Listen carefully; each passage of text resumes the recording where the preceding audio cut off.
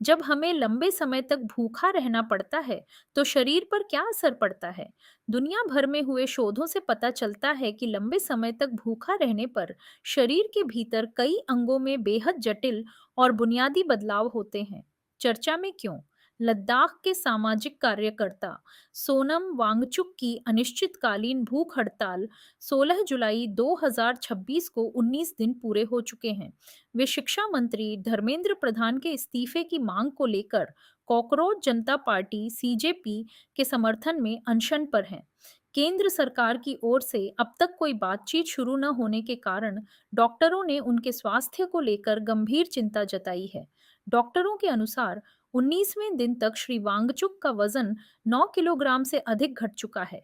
उनका blood sugar 80 milligram प्रति decilitre, pulse rate 72 और ब्लड प्रेशर 105/61 मिलीमीटर प्रति मिलीमीटर दर्ज किया गया है। शरीर में पानी का स्तर ठीक है और वे मानसिक रूप से पूरी तरह सक्रिय हैं। लेकिन विशेषज्ञों का मानना है कि इतने लंबे उपवास के बाद शरीर एक बेहद नाजुक मोड़ पर पहुंच जाता है। उपवास के दौरान शरीर में क्या होता है? आमतौर पर धार्मिक या स्वास्थ्य कारणों से छोटे उपवास रखना मानव शरीर के लिए सामान्य है।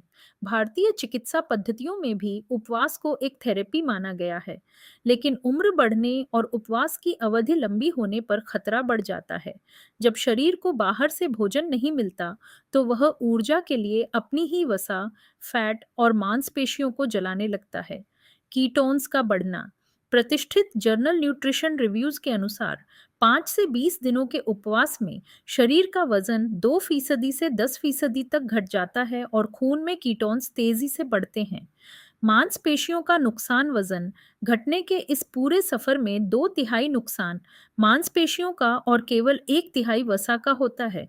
यानी शरीर ऊर्जा के लिए अपनी ही प्रोटीन को तोड़ने लगता है, जो बेहद चिंताजनक है। ब्लड प्रेशर और शुगर में गिरावट। समय के साथ ब्लड प्रेशर और शुगर का स्तर लगातार गिरता है, जो मधुमेह या लो बीपी के मरीजों के लिए जानलेवा हो सकता है। खून के थक्के का खतरा। नेचर मेटाबॉलिज्म में प्रकाशित एक शोध के अनुसार 7 दिनों तक केवल पानी पर रहने से खून में कोएगुलेशन फैक्टर 11 बढ़ जाता है, जिससे नसों में खून के थक्के जमने का खतरा बढ़ जाता है। फैट मेटाबॉलिज्म पर निर्भरता। चीन में हुए एक शोध के मुताबिक 21 दिनों के पूर्ण उपवास में वजन, बीपी और ग्लूकोज तो घटता है, लेकिन यूरिक एसिड तेजी से बढ़ता है और शरीर ऊर्जा के लिए कार्बोहाइड्रेट की जगह पूरी तरह फैट बर्न करने पर निर्भर हो जाता है। शरीर पर पड़ने वाले गंभीर दुष्प्रभाव। मांसपेशियों के प्रोटीन टूटने से सिरदर्द, अनिद्रा, भूख और शरीर में अत्यधिक एसिड का जमा होने की समस्याएं हो सकती हैं। सबसे बड़ा खतरा इलेक्ट्रोलाइट्स की कमी से होता है। सोडियम और पोटेशियम का नुकसान। पेशाब के जरिए सोडियम और पोटेशियम तेजी से बाहर निकलते हैं। इनकी कमी से चक्कर आना, कमजोरी, ऐंठन और बेहोशी हो सकती है। हृदय और मस्तिष्क पर असर। गंभीर मामलों में सोडियम, पोटेशियम और मैग्नीशियम का असंतुलन दिल की धड़कन बिगाड़ सकता है, जिससे दिल का दौरा पड़ने या कोमा में जाने का खतरा बढ़ जाता है।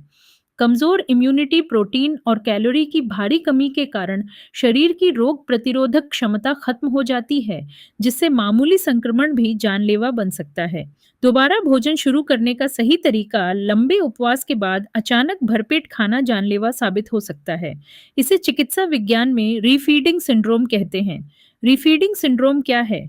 उपवास के दौरान शरीर में इंसुलिन का स्तर बेहद कम रहता है। जैसे ही अचानक भोजन शरीर में जाता है, इंसुलिन का स्तर तेजी से बढ़ता है। इसके कारण कोशिकाएं खून से ग्लूकोज, फॉस्फेट, पोटेशियम और मैग्नीशियम को बहुत तेजी से सोखने लगती हैं। इससे खून में इन इलेक्ट्रोलाइट्स की भारी कमी हो जाती है, जिससे दिल की धड़कन रुक सकती है या सांस लेने में दिक्कत हो सकती है। इसलिए लंबे उपवास के बाद डॉक्टरों की देखरेख में बेहद धीमी रफ्तार और संतुलित इलेक्ट्रोलाइट्स के साथ ही खान पान की शुरुआत की जानी चाहिए।